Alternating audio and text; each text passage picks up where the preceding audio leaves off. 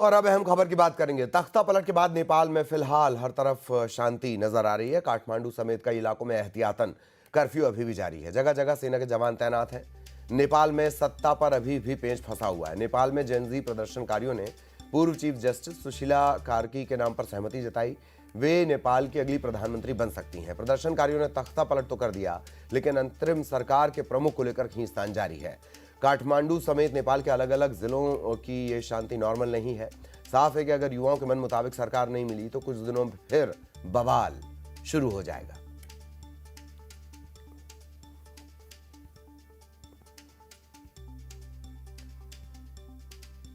नेपाल हिंसा ने देश की अर्थव्यवस्था को गहरी चोट दी है। प्रदर्शनकारियों ने काठमांडू के सबसे ऊंचे 5 स्टार हिल्टन होटल में आग लगा दी।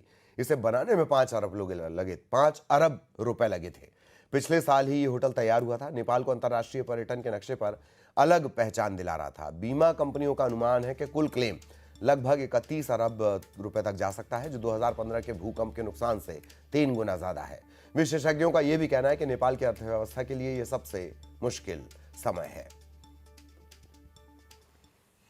नेपाल के तत्कालीन प्रधानमंत्री ओली के खिलाफ जिस तरह से जो लोगों का गुस्सा जब वो सड़कों पे आया करप्शन और बेरोजगारी को लेके, तो आप देख सकते हैं जो नेपाल का सबसे ऊंचा होटल हिल्टन है उसका मंजर क्या है, पूरी तरह से जल के राख हो चुका है। ये कई अरब में इस होटल को तैयार किया गया था। कई साल लग गए थे जब ये होटल तैयार हुआ। करीबन 1.5 साल पहले बताया जाता है ये होटल बन के तैयार हुआ था। कोविड के वक्त भी इसमें लगातार जो निर्माण कार्य है वो चल रहा था।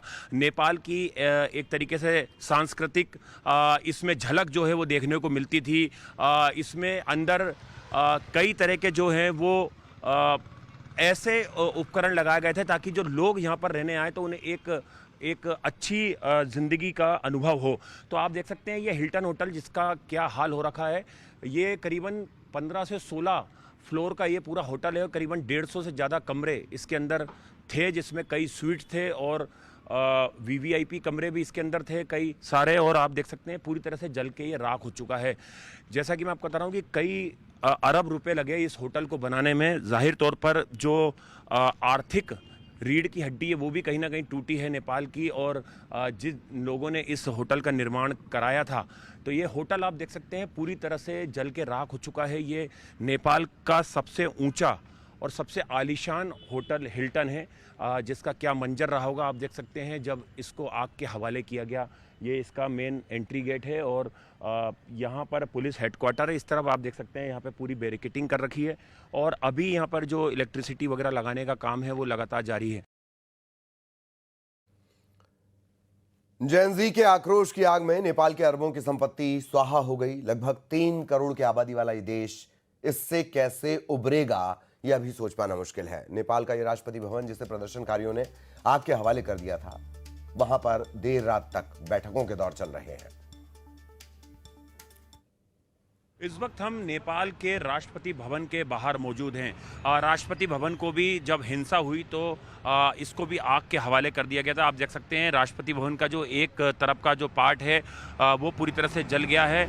लेकिन ये राष्ट्रपति भवन अब जो नेपाल के अंतरिम प्रधानमंत्री के नाम पर किसकी मुहर लगेगी उसको लेकर ये इमारत जो है ये काफ़ी महत्वपूर्ण हो जाती है, क्योंकि जो जानकारी मिल रही है कि जो सुशीला कार्की हैं वो यहाँ पर पहुँच सकती हैं और यहाँ पर फाइनल जो है वो मुहर लगेगी कि कब तक जो है वो नेपाल को अंतरिम प्रधानमंत्री मिलेगा। क्योंकि कयास लगाए जा रहे हैं कि नेपाल की जो अंतरिम प्रधानमंत्री हैं वो सुशीला कार्की हो सकती हैं। हालांकि जेनजी के ग्रुप ने इसका समर्थन नहीं किया है और उन्होंने प्रदर्शन की भी जो है वो ऐलान किया है। इसके अलावा एक और संगठन है उसने भी प्रदर्शन का ऐलान किया, तो उसको देखते हुए भी यहाँ पर जो फोर्स है उसे पूरी तरह से डिप्लॉय किया गया है। जो नेपाल आर्मी है वो चप्पे चप्पे पर यहाँ पर तैनात है और आप देख सकते हैं ये जो नेपाल आर्मी का वाहन है वो भी यहाँ पर तैनात किया गया है। यहाँ पर मीडिया का पूरा जमावड़ा भी है और अगर